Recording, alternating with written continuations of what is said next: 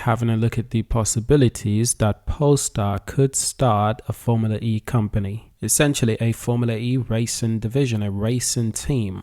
Now, the last time this made a headline was back in 2016, August, and essentially Volvo and Polestar were considering a Formula E entry with the Polestar team. Previously, Polestar and Volvo has a strong history of racing, and we're going to go through that today, and I'll explain to you my reasons why I believe it could be a great opportunity to see a Polestar racing team in Formula E.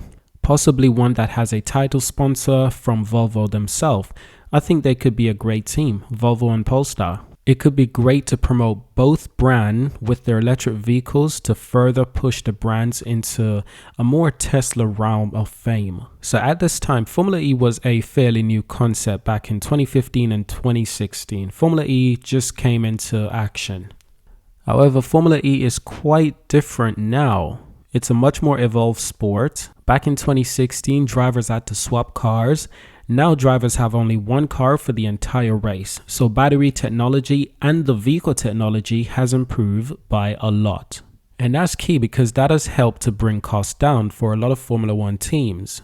And the number one thing you might be considering is that Polestar simply cannot afford a Formula E team. And this is why I think it could benefit Polestar quite greatly if they had a title sponsor, such as Volvo or Geely. Volvo and Geely already own Polestar, promoting the entire parent company and all its brands. So it's not just a Polestar Formula E team, Volvo would be involved and Geely would be involved as well.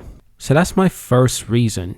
Now back in 2016, they really were considering making Polestar an official Formula E team, with its Polestar Performance division at the time. At the time, the car maker was a part of the advisory board for Formula E, and a spokesperson confirmed Autocar that while there is no immediate plans to enter, it remains a possibility for the brand. Now at the time, it actually said that any move to a Formula E team would be with the Polestar name, because Volvo brands does not align itself with motorsport.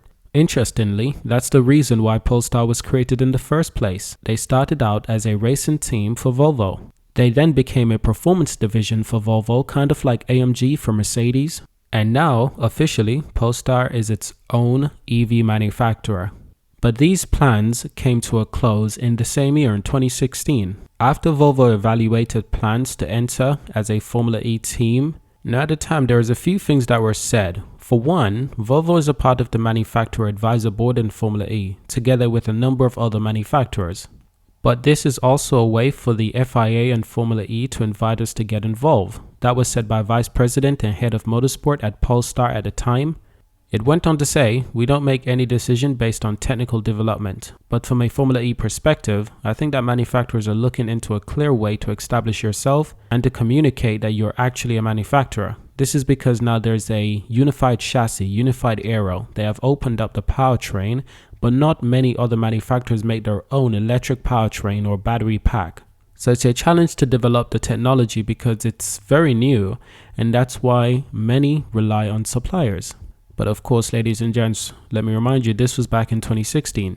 But instead of moving into Formula E as a racing division, Volvo decided that they wanted to make Polestar a fully EV company. From Polestar continuing to be a racing company to Polestar being an actual EV company. Now, Volvo and Polestar has a racing history with Cian Racing.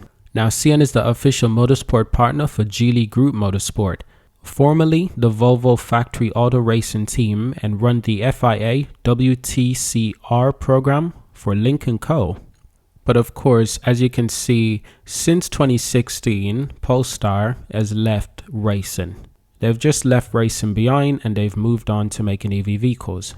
But Polestar and Volvo did have a strong racing history, all with the Volvo vehicles under the Polestar brand and Polestar Racing division. They had a strong history with Cian Racing. Now Cian is still racing, however they're racing with different brands of cars. And that's not necessarily a bad thing. I'm not proposing Polestar go racing with Cian in Formula E. That is not what I'm proposing at all, and we've got some perspective from the CEO of Polestar, Thomas Ingelith, on why Polestar is building a performance EV brand without going racing, why they have no intentions of going racing.